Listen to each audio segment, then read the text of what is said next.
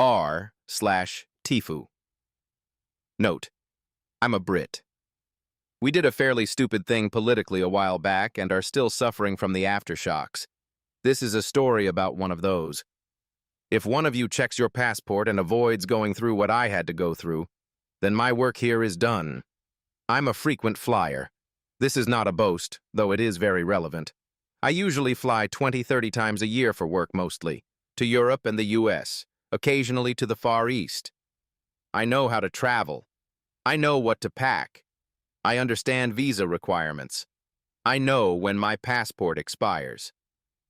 However, I did not realize that non-EU passport holders traveling to Europe must abide by a rule which states passports can be no older than 10 years.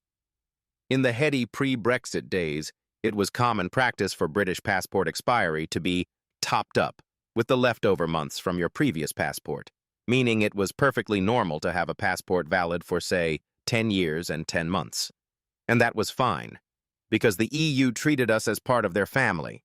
However, once we let our OAPs screw us out of a future due to concocted Daily Telegraph furores about bendy bananas and Polish workers, we had to behave like other countries and abide by a slightly different set of rules.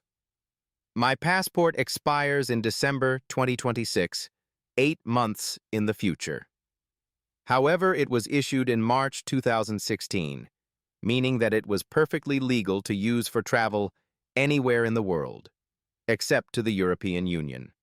And that, dear reader, is how I found myself, with my 6-year-old child, both of us in floods of tears, at the departure gate of a flight to the EU yesterday, unable to fly away for a much-needed family break.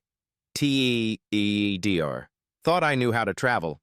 Didn't account for an obscure edge case rule. Fucked up my family holiday.